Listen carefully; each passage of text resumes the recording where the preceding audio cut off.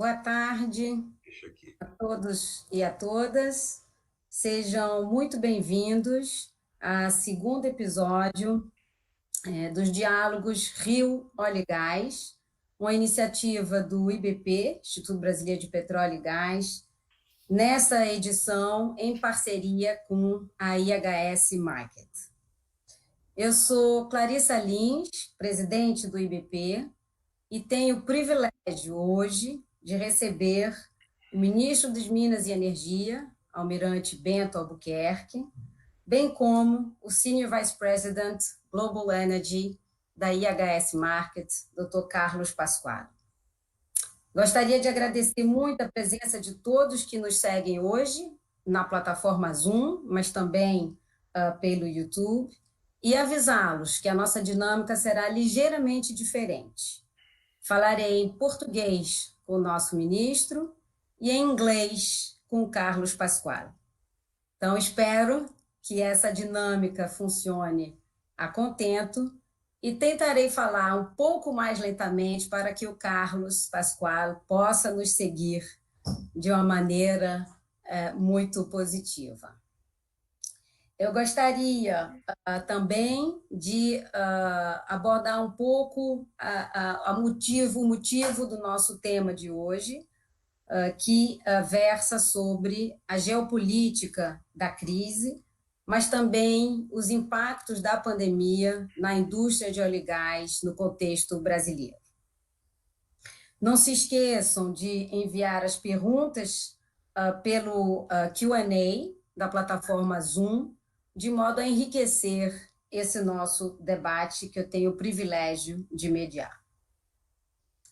No momento em que a indústria global de energia enfrenta a sua pior crise, talvez desde a Segunda Guerra Mundial, com a perspectiva de redução da demanda global por energia de cerca de 8%, mas uma perspectiva de redução da demanda por petróleo de quase 10%, de acordo com a Agência Internacional de Energia, é absolutamente fundamental entender melhor os contornos dessa crise, o contexto geopolítico no qual ela se insere, seus impactos no Brasil e no mundo, mas também os possíveis caminhos para a retomada após o pior da crise ter passado. Costumo dizer que o Brasil não é uma ilha. A nossa indústria, que é uma indústria global, nos faz lembrar que estamos inseridos nas principais cadeias globais.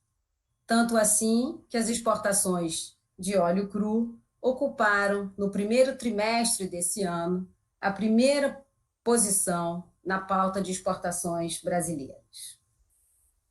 Portanto, é absolutamente fundamental entender de que forma o Brasil encara essa crise, quais são os seus potenciais impactos e os caminhos para a retomada, temas que exploraremos com o ministro Bento Albuquerque, mas também entender de que forma os novos arranjos geopolíticos moldarão os contornos do setor de energia. Sabemos que o acordo contribuam de uma maneira decisiva para essa redução, e há projeções de que os Estados Unidos contribuirão, junto com o Canadá, com a redução de até 3 milhões de barris dia. Vamos, portanto, explorar também esses aspectos com o Carlos Pascual, bem como outras particularidades do mercado norte-americano, que hoje representam um mercado fundamental no reequilíbrio de forças geopolíticas. Então, ministro, gostaria mais uma vez de lhe agradecer muito por ter aceitado o nosso convite, o convite do IBP, para estar conosco nesse Diálogos Rio, Óleo e Gás. Gostaríamos que fosse presencial, mas pelo menos a tecnologia nos oferece a possibilidade de fazermos essa conversa acontecer. Então, para iniciar essa nossa conversa, que eu espero que seja dinâmica e animada, gostaria de lhe ouvir a respeito da sua visão de como o Brasil se prepara para enfrentar e está enfrentando os desafios impostos por esse cenário adverso que afeta a nossa economia e a nossa indústria. Ministro, a palavra é sua. Obrigado, Clarissa. Em seu nome, eu cumprimento a todos do IBP. É uma honra para mim participar desde o primeiro momento, quando fui convidado. Não sabia nem que dia seria. Disse, gostaria de participar. E mais ainda, it's a pleasure to meet you again, my friend Carlos. It's a pleasure to see you. Prazer vê-lo outra vez. I remember you every day. You know why? Because of this picture here that we took together on the last year week. I'm very honored to be here with you. Thank you very much. Well, thank you. Mas vamos agora à colocação da Clarissa. Estamos vivendo uma crise sem precedentes. E sem precedentes para o mundo. E é uma crise que exigiu, desde o primeiro momento, uma grande governança por parte do governo brasileiro. E estabelecemos essa governança como costumamos trabalhar com método e processo. O governo, desde o primeiro momento, em março, desde que foi anunciada a pandemia, criou um gabinete de crise. E nós, do Ministério de Minas e Energia, criamos, em março, comitês de crise e comitês setoriais de crise para cada setor vinculado ao Ministério. Setor elétrico, setor de petróleo, gás e biocombustíveis e a mineração. Em paralelo, apesar da imprevisibilidade desta crise, nos preocupamos também com a retomada, como foi colocado por você anteriormente. E como será essa retomada?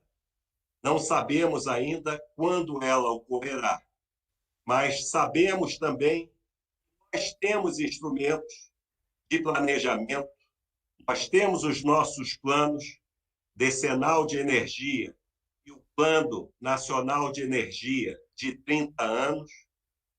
Estamos revisitando esses planos para adequá-los às nossas ações pós-pandemia.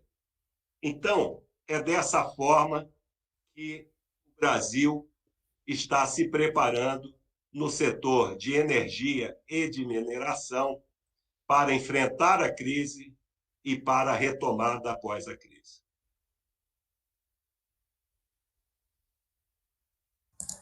Ministro, não, é que eu estava tirando o meu microfone do mudo. Muito obrigada pelas suas primeiras considerações. Sabemos que o grau de competitividade da nossa indústria de óleo e gás depende de duas características básicas.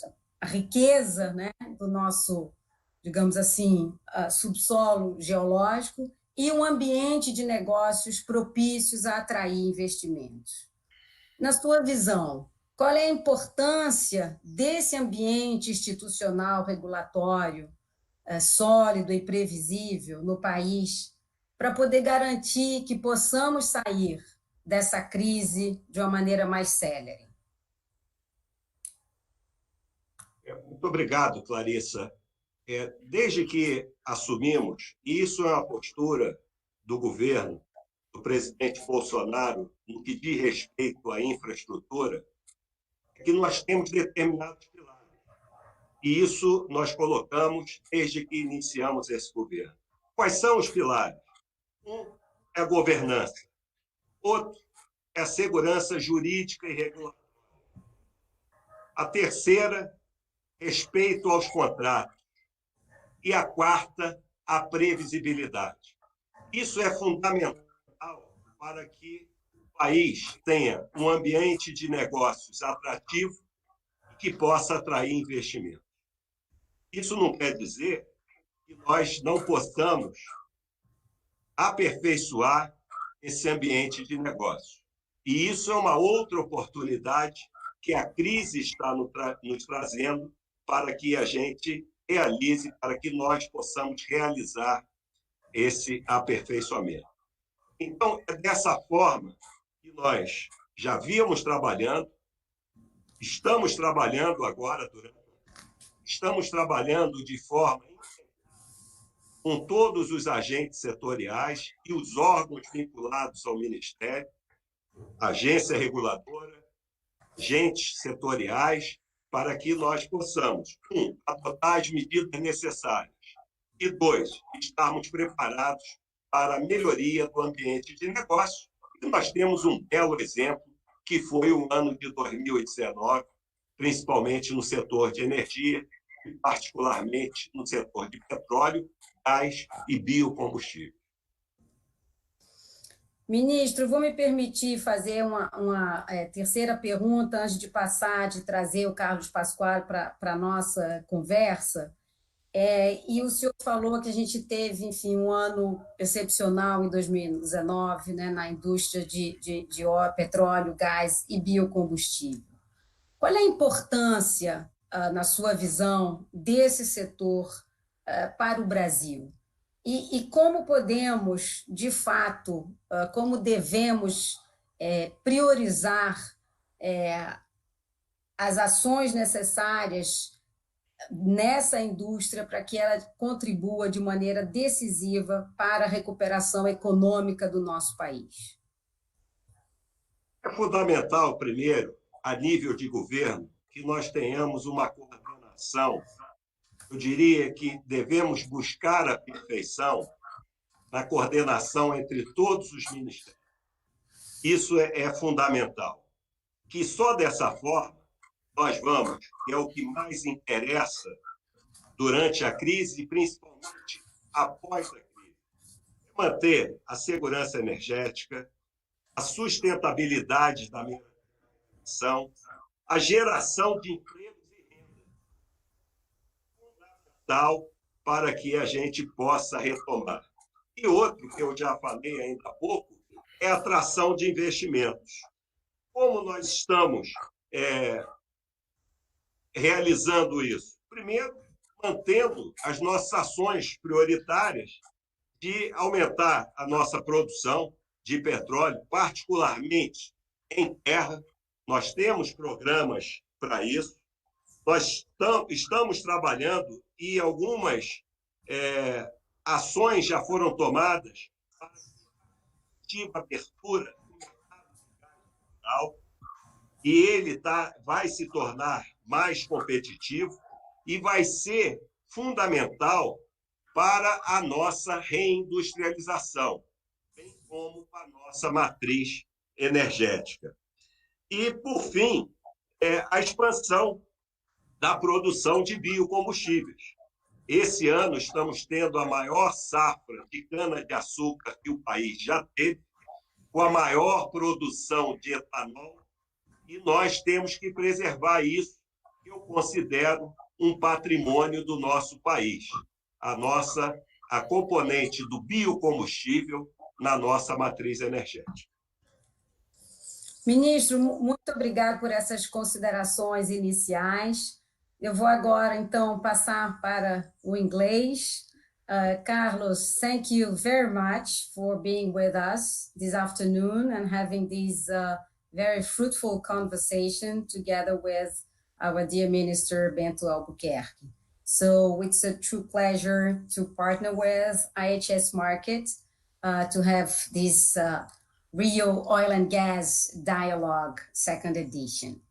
So what would be very interesting now is to have your thoughts around the geopolitical scene that kind of explain part of the current crisis, at least the supply one, but also your expectation around the demand for oil and gas and for energy going forward, especially once we expect some changes in behavior that might have a significant impact on the demand profile going forward.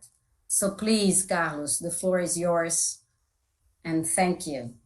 Clarissa, thank you. It's always a pleasure to see you, to work together, to work with your exceptional team at IBP. I've learned a lot over time, having a chance to have many conversations and work on a few projects together, and look forward to that in the future.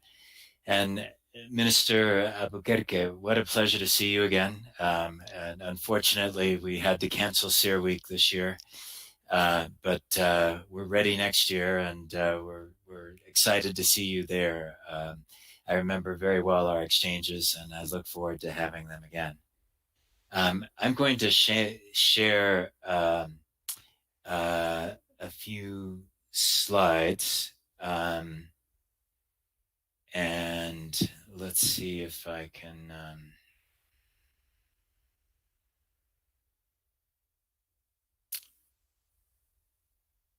Unfortunately, you can use the bar just below your screen. Yeah, and it is supposed to have an option. I see the present now option, and exactly. And it's doesn't seem. There we go. Excellent. Now, can you see yes, my screen? Perfect. Yes, perfectly well. Okay, very good.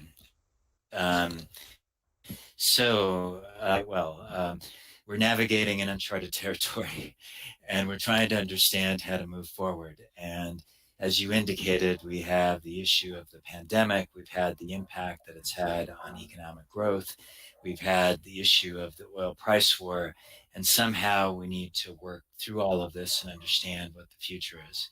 So what I want to try to do is give a little bit of a context of the economic expectations, how that plays back into oil demand and oil supply, some of the implications for prices, and if I have time, go into a few questions related to competitiveness.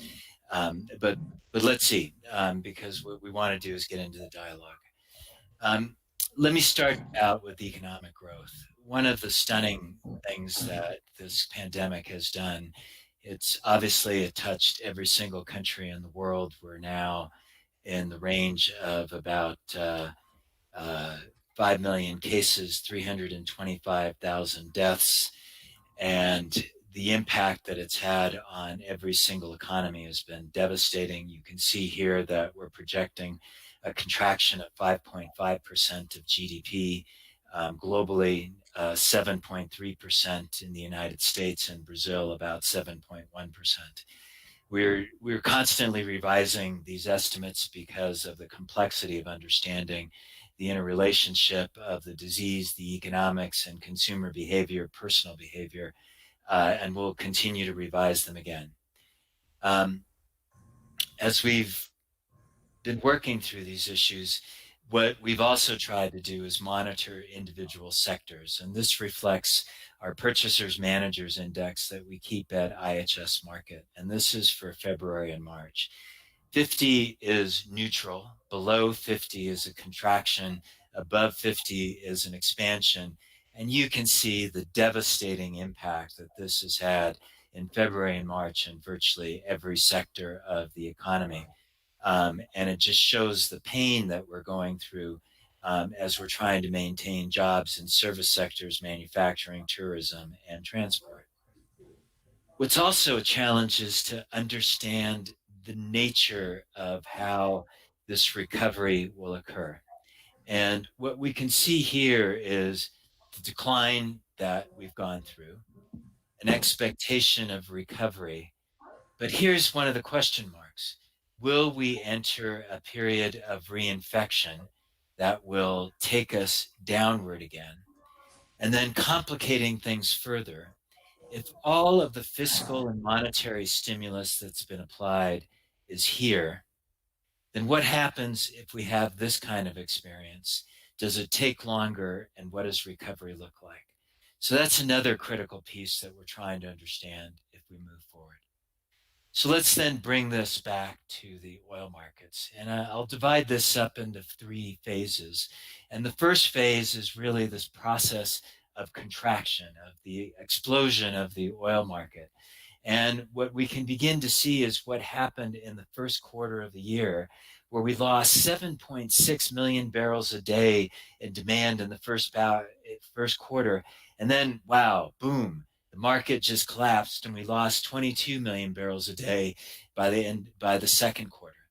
When OPEC met at the beginning of March and that meeting blew up, no one could have expected the extent of collapse in oil demand that we end up seeing in the second quarter.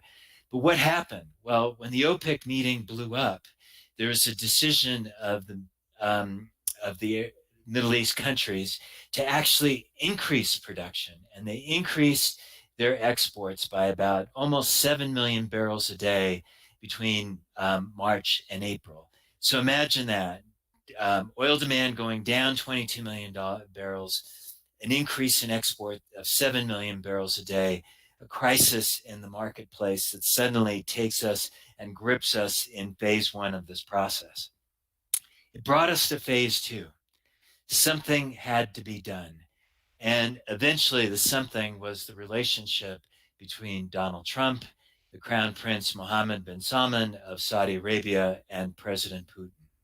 And President Trump, in effect, absolutely broke decades worth of US policy of not engaging in oil supply management issues and discussions. And indeed, in the past, he's been always in favor of low oil prices for low gasoline prices, but recognized the impact that this can have on the oil industry in the United States. And so this dialogue happens, and they begin the second phase of an oil management agreement that takes place between April 6th and April 12th. It was difficult at first to bring the sides together. In fact, initially, the United States and Russia wanted this to go forward. Saudi Arabia was resistant. Eventually, they decided to convene the meeting, and hence the agreement that we heard that was reached of reducing among the OPEC plus countries 9.7 million barrels a day. Okay, it seems like we're on track, but another concern.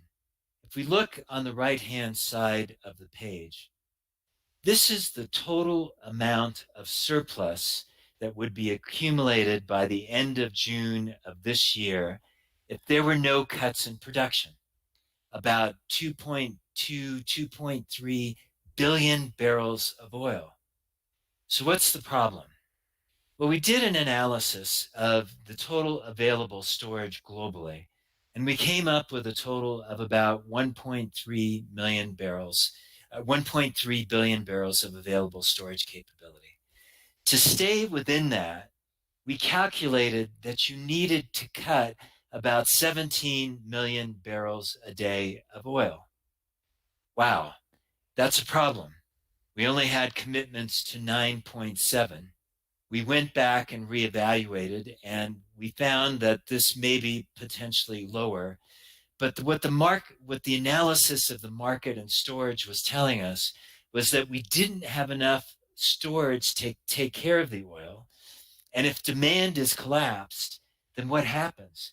Because if you can't store oil and you can't sell it, then you simply can't produce it. What ended up happening was a combination of drivers that came out of both the marketplace and out of government decisions to reduce what are the biggest cuts in oil production that we have ever seen over the month of April.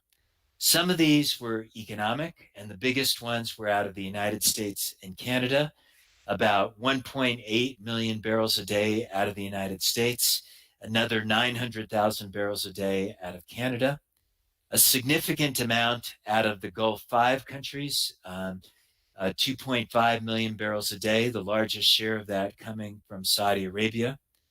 Additional amounts of 1.9 million barrels a day, principally coming out of Russia. And you can see from other OPEC countries, from Latin America and so forth, bringing together a total reduction, a total set of cuts of about 14.4 million barrels a day that occurred in the month of April and into May. Unprecedented in the level of cuts that actually occurred.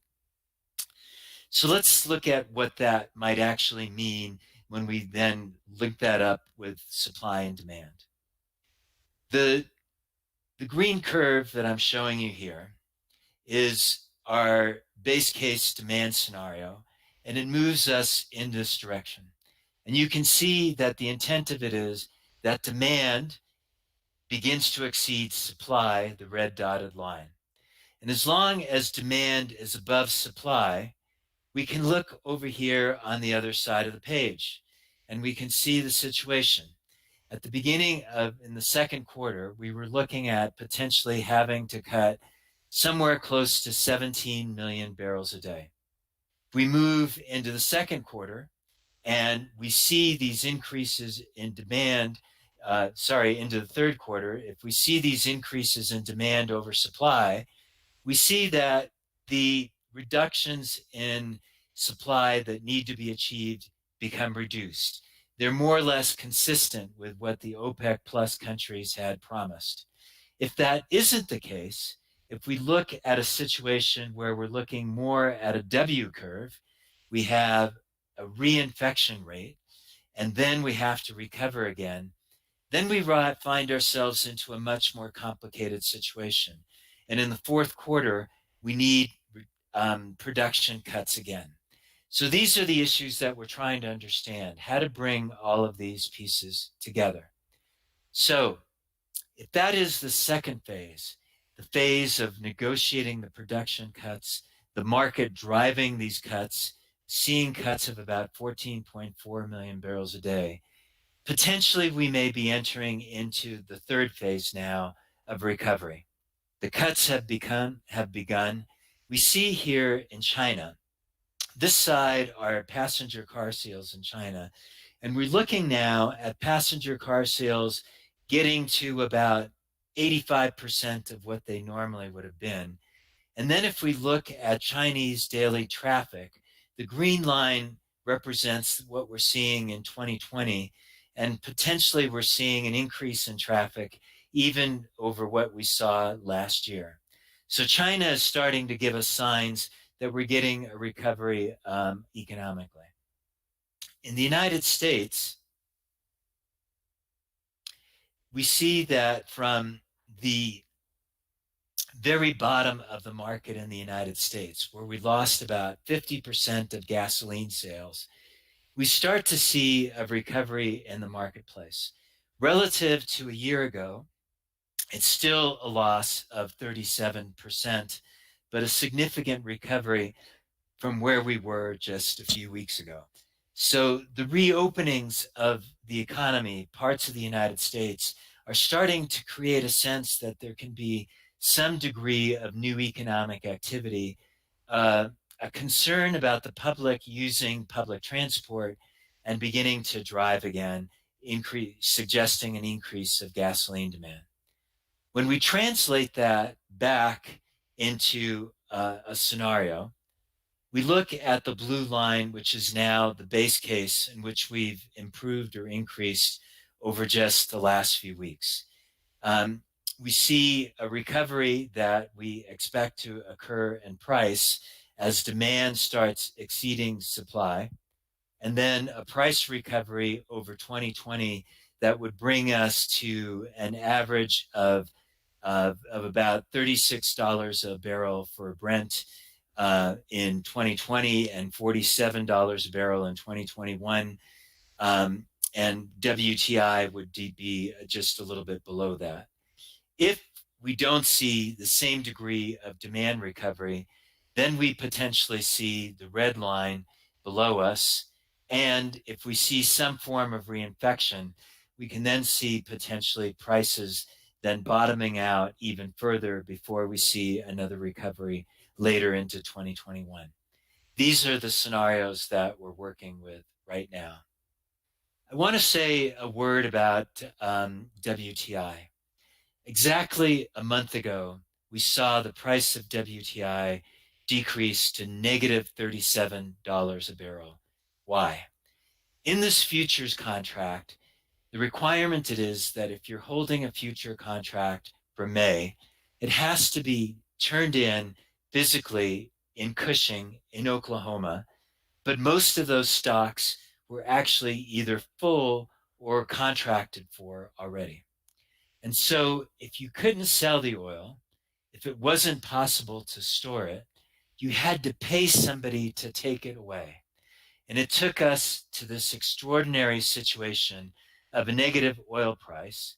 And now, as we're seeing supply cuts, which I'm going to come to in a minute, in the United States of about 1.8 million barrels a day, then we see a recovery in the WTI price, and now in the low 30s per barrel of oil, becoming a completely different market and a much more stable market than one which we saw even a month ago.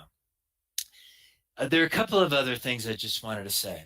If we look toward the end of 2021 and how the big three players are going to come out over time, we're expecting that Saudi Arabia will end up becoming the principal supplier of oil, the blue line, Russia after that, and the principal cuts that we're going to see over time and into 2021 coming from the United States.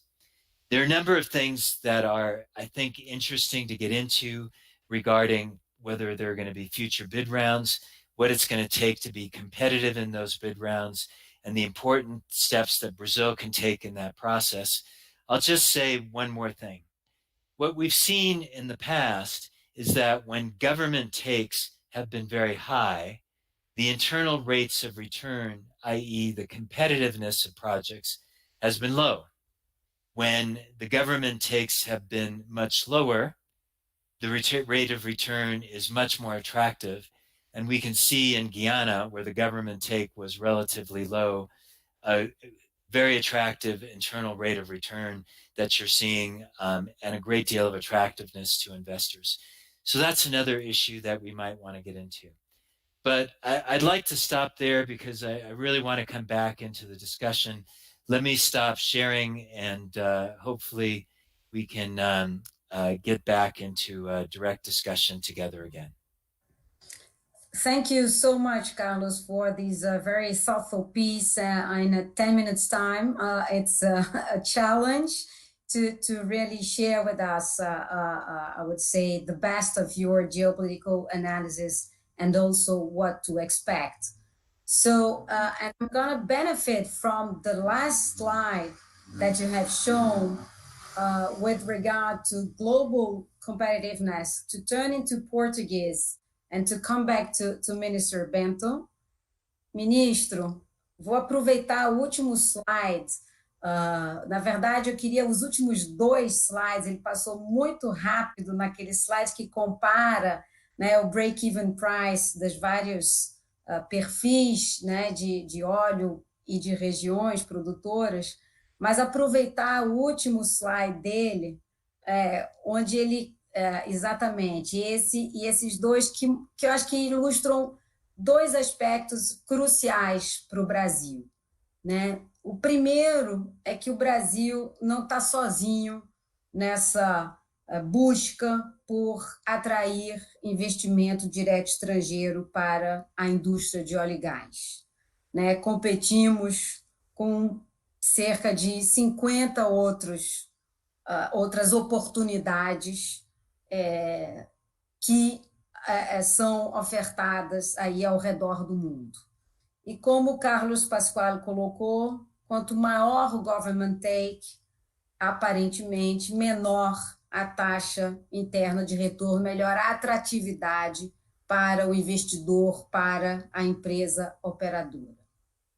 Tendo este cenário em mente, o que o senhor ministro imagina que o governo brasileiro possa empreender para demonstrar que, para além da nossa riqueza geológica, temos um ambiente de negócios que permite atrair investimentos de uma forma rentável para a nossa indústria de óleo e gás?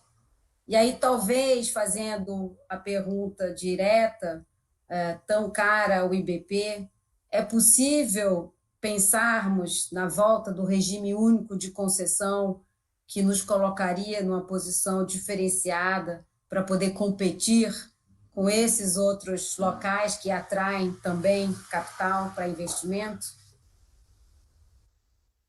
Muito obrigado, Clarissa, pela pergunta.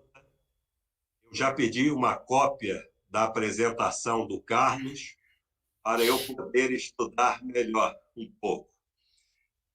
Foi muito objetiva e muito bem colocada.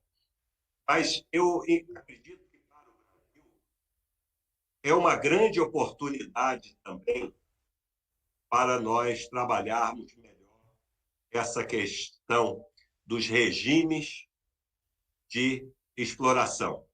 Nós já tínhamos um programa em curso e agora isso já se tornou ação prioritária do programa Pró-Brasil.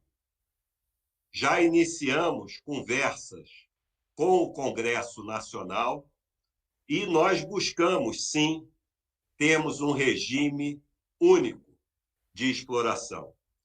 Nós já temos projetos de lei em tramitação no Congresso, que nós entendemos que, num primeiro momento, e esse primeiro momento poderá ocorrer a muito curto prazo, nós possamos já remeter essa decisão para o Conselho Nacional de Política Energética. Então, esse é o primeiro ponto. Nós estamos acompanhando isso, estamos revendo todo o nosso programa também de aperfeiçoamento das nossas licitações, que possamos reduzir as incertezas. Tivemos importantes lições aprendidas ano passado, principalmente no leilão dos excedentes da seção onerosa. E, esse ano, suspendemos os leilões, como é de conhecimento, exceto o da seção onerosa para o próximo ano, de CEP e Atapu, mas com redução praticamente total das incertezas. Então, temos um cronograma, temos um planejamento e vamos cumpri-lo. E vamos, sim, criar um ambiente de negócio competitivo para que a gente possa, para que o Brasil possa estar de posição no gráfico que o Carlos Pascual pôde apresentar. Então, vamos fazer isso e eu não tenho dúvida nenhuma que há um consenso, há um entendimento, não só por parte do governo, mas também por parte do Congresso Nacional, de que isso deixou de ser uma necessidade para ser uma necessidade mais uma oportunidade. Maybe I can just add, Minister, and I congratulate you on bringing this issue to the Congress, on stimulating the discussion and the debate. I'm speaking to you from Mexico City, and I live in Mexico, and I've seen here both a good story and a negative story on bid rounds. And one of the things that is key is obviously having an attractive regime and a transparent regime. And the other piece of it is making it dependable. I think that's another critical factor that's been important in Brazil, is that since 2017, you've made a commitment to consistency, and I think that's absolutely critical to maintain. In Mexico right now, there's a great deal of uncertainty among investors simply because the bid rounds have been stopped. And unfortunately, that's deprived the country of a lot of investment that it needs at a critical moment. So we will definitely share these slides with you, and we're happy to have a more in-depth conversation with you as well. But I'm very encouraged to hear that you began this discussion with the Congress on how to move forward. Okay, thank you very much. Appreciate it. E, ministro, assim como o Carlos Pascual, o senhor sabe, a gente tem conversado com frequência a respeito dessa mudança, então não poderia ser melhor notícia para o IBP do que ouvir isso, junto com quase 500 pessoas que estão aqui conosco nessa sala de diálogo hoje, ouvi-lo reafirmar o compromisso do governo em fazer avançar as melhorias regulatórias para termos o regime único de concessão no Brasil. Não temos dúvidas no IBP, na indústria, que isso ajudará a nos reposicionar e mostrar ao mundo que temos um ambiente atraente. E aí, aproveitando essa nossa audiência, vou virar a primeira pergunta para você, Carlos, and turn it to English again. So thank you very much for putting into perspective the challenge of being and remaining competitive in the oil landscape. And so, in your perception, what is the role of the U.S. shale going forward? So you mentioned that we'll see a decrease in production this year due to the adjustments of supply to the new level of prices. But of course, when we here in Brazil look to other competitive places, U.S. shale is always one that, pops up. So where should competition come from? Where should we be looking at?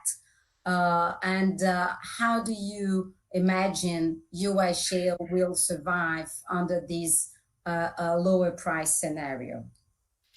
It's an excellent question, Clarissa. And there's the story of today, and there's the story of tomorrow. And tomorrow may be in 6 to 18 months. The conclusion is that U.S. shale is not dead. But there is going to be, and there is already, a period of significant contraction.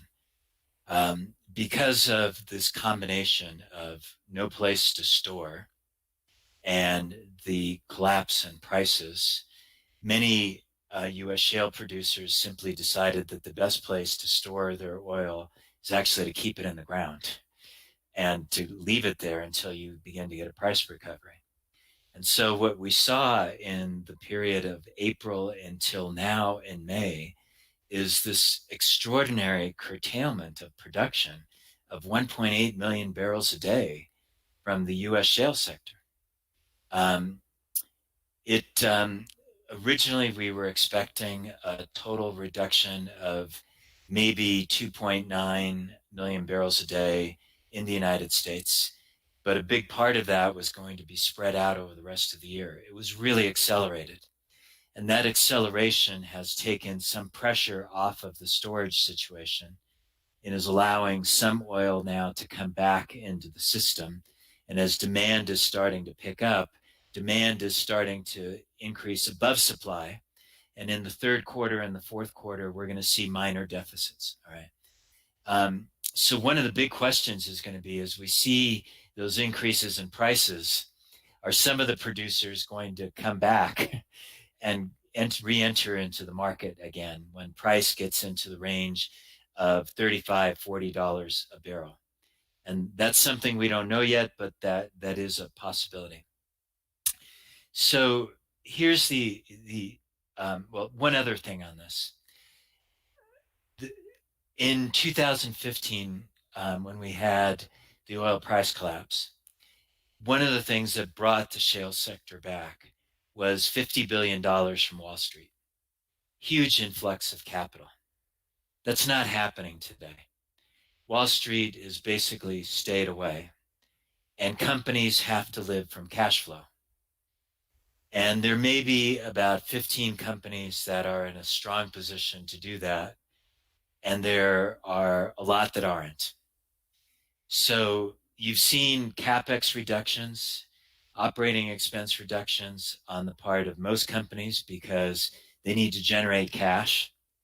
They need to be able to have some resources for investment, but it's going to come back slowly when the right opportunity is there. So that's another consideration. We don't have Wall Street jumping in the way we did before. The final thing I just wanted to say is that we had an extraordinary situation at the beginning of April, right? President of the United States, Crown Prince of Saudi Arabia, President of Russia, and they're all working together to support an increase in the price of oil. When you get to $40 a barrel and you start to have some U.S. shale producers coming back in, we may get a different situation. You may, at that point, then get a different kind of battle again for market share. And then we're going to have to ask the question, how are Russia's and Saudi Arabia's incentives going to play in? If there's a little bit more production, what becomes more important? To see a gradual price increase or to maintain their market share? And that's one of the big questions that we're going to have to look at when we start getting back into that $40 a barrel range again. Thank you, Carlos. Ministro, estamos recebendo aqui algumas perguntas com relação à abertura e às oportunidades advindas da maior disponibilidade de gás natural no Brasil nos próximos anos. E, portanto, aos avanços esperados com a implementação do novo mercado de gás. Então, a pergunta que vem do nosso público é até que ponto podemos garantir os avanços pretendidos pelo novo mercado de gás no momento onde o Brasil enfrenta algum grau de desalinhamento entre governo federal, governos estaduais, em algumas questões, e podendo ter aí um impacto também sobre o mercado de gás. Qual é a sua visão sobre isso?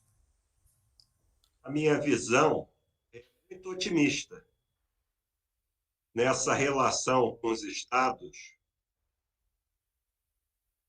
O programa Novo Mercado de Gás, nós já tivemos a adesão ao novo mercado de 13 estados, que é um número expressivo, praticamente a metade dos estados federados.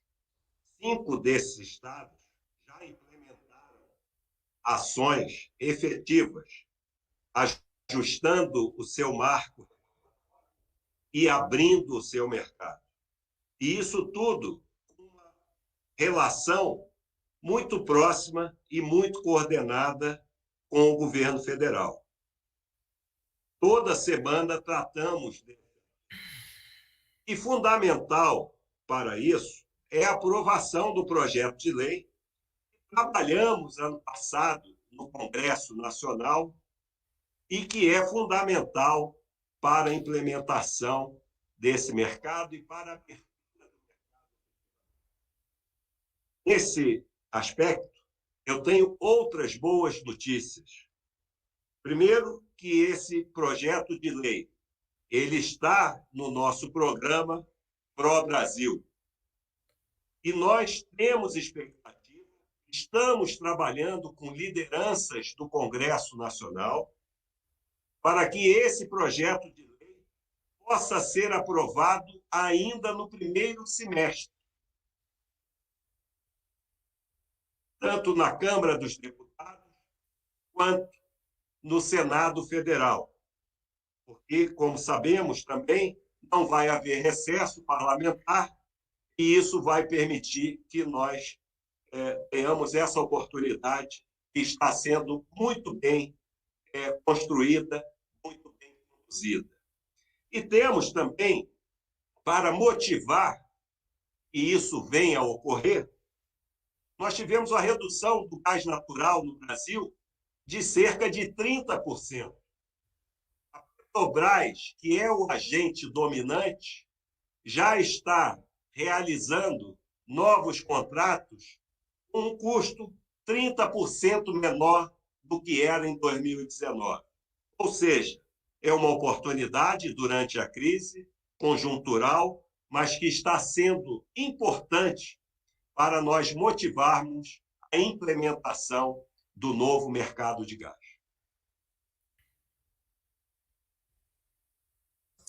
Estava no mudo. Excelente notícia, ministro. Também, enfim, congratulo pelos avanços nas negociações. O senhor sabe o quanto essa agenda também é importante para a nossa indústria, para os produtores de óleo e gás no Brasil. Então, vemos isso com muito bons olhos e conte com o nosso apoio. Carlos, you mentioned the role and the impact of demand recovery, mainly looking at China, but also to the US. So my question, the question that I have received from our audience has to do with the role of China. Will we, as a global industry, be more or less dependent on Chinese macroeconomic policies to recover? And definitely, what would be or what to expect of the US elections in defining the new role of the US in the geopolitical scene? I know that these two questions would require at least 1 hour more. We don't have this extra hour, but if you can, let us with the flavor that we would like to listen more. So Clarissa, these are the big issues of the day, and the tension between the United States and China is also at the epicenter of many of the global tensions, I think, that we're going to face after the pandemic. Right now, the most important thing in China is the recuperation of their demand for oil and the recovery of their transport sector. China is the largest importer of oil in the world. They used to consume 13.9 million barrels a day. And the most important thing that could happen for the recovery of the oil sector that China could do is to continue a safe reopening that allows for greater transit. It's interesting that China has had a very limited, very modest fiscal stimulus in response to this pandemic. In 2008, after the global financial crisis, China had a fiscal stimulus of over 12% of GDP. It's now only been about 2% of GDP. And so whether that will affect the pace of Chinese economic recovery is, I think, a very fair and legitimate question that we have to understand. There's an interesting issue here where we're seeing in the United States and Latin America and most of the world still a downward projection on economic growth rates, on a continued contraction of economies, but some increase in oil demand, right? Because you're starting to get some increased movement and people are scared of public transit. And so we're seeing demand for gasoline increase. What we need to watch out for is that recovery of gasoline demand a good signal for broader global economic recovery. In terms of the United States and the election, all eyes are on the election because given the wealth and power of the United States, whatever the United States does or doesn't do is going to have global consequences one way or the other, right? And so everybody is very carefully watching what the agenda is. On energy, there probably couldn't be two more different candidates. There would have been if it had been Bernie Sanders and Donald Trump, it would have been more different. But the two are quite different in their views. And Donald Trump has obviously been a great advocate of the oil and gas industry. He's supported the continued development of coal. He's pulled out of the Paris Agreement. There has been less of an emphasis on renewable energy than there has been in the past. Joe Biden's agenda is somewhat different. On the first day of his presidency, if he were elected, he said he would rejoin the Paris Agreement. You would see a very different position on coal. He has not been part of the Democratic Party that has supported a ban on fracking. And indeed, during the time that I worked with him in government, one of the things that I did recognize was that he was somebody who recognized the importance of oil and gas production in the United States as a tool for energy security. So I think the change in words that we would probably have in terms of energy policy, energy dominance in the Trump administration, energy security in the Joe Biden administration, a greater emphasis on renewable energy. But one final thing, there are big differences on energy policy in the Democratic Party. And the Democratic Party now is going through a process of bringing together the Biden platform and the Sanders platform. Energy is going to be a very big part of that discussion, and there will be some complicated moments. Thank you so much, Carlos, for sharing your thoughts and your knowledge about what's going on in the U.S. with us. Unfortunately, we are very close to the end of this conversation. E então, gostaria, antes de terminarmos, de passar para os comentários finais do nosso ministro Bento, observando, ministro, que atrás do senhor é um escudo de um time muito bonito, e parabenizando pela escolha excelente, como torcedora do Flamengo, de deixar tão evidente essa sua preferência. Mas, ministro, por favor, antes da gente concluir, gostaria de ouvi-lo. Primeiro, eu gostaria de dizer para você que não foi uma escolha. Eu já nasci Flamengo. Mas eu gostaria de não só deixar uma mensagem de otimismo, mas também justificar esse meu otimismo. Ontem mesmo, eu tive uma reunião com o presidente, uma longa reunião com o presidente, e com o ministro Paulo Guedes, nós três juntos, no Palácio do Planalto, tratando dos regimes de exploração e qual era a nossa estratégia para conduzir esse processo.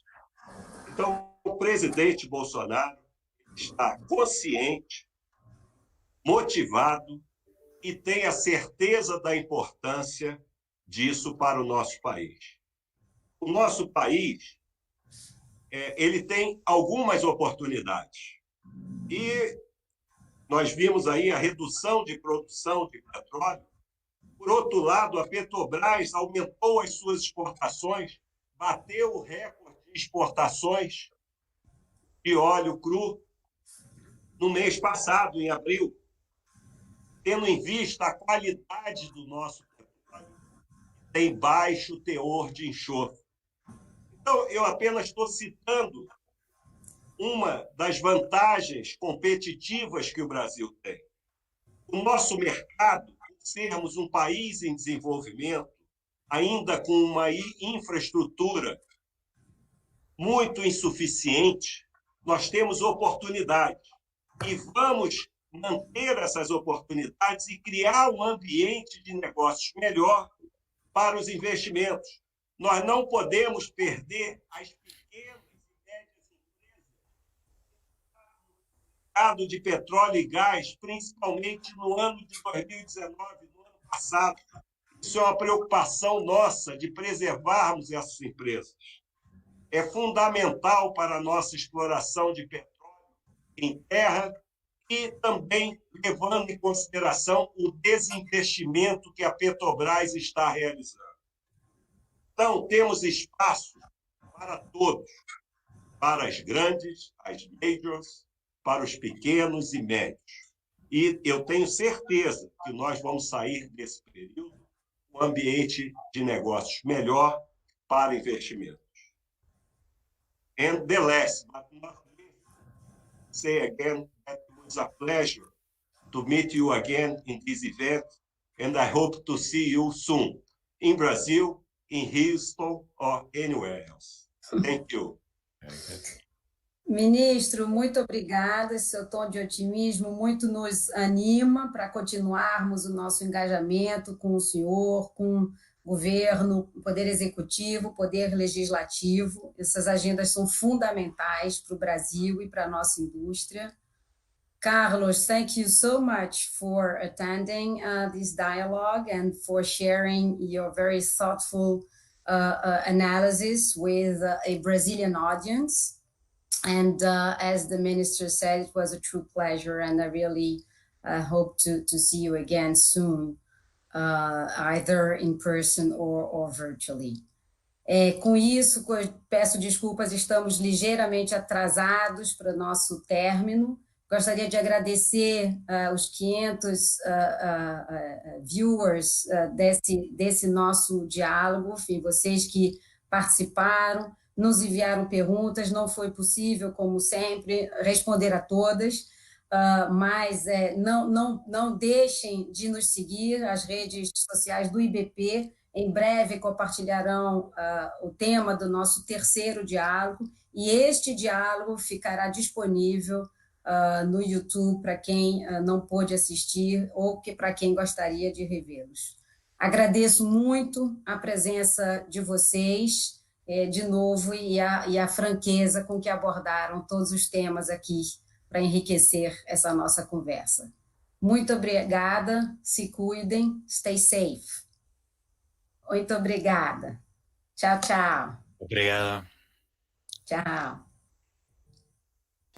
O essencial não vai faltar. Nos tempos mais difíceis, descobrimos o que é essencial. Vencer esse desafio requer trabalho. O seu é se cuidar. O nosso, trabalhadores do setor de óleo e gás, é garantir que não falte o combustível que entrega remédios, o gás que move o comércio, o material para salvar vidas. Pode confiar. O essencial não vai faltar. IBP, energia para superar.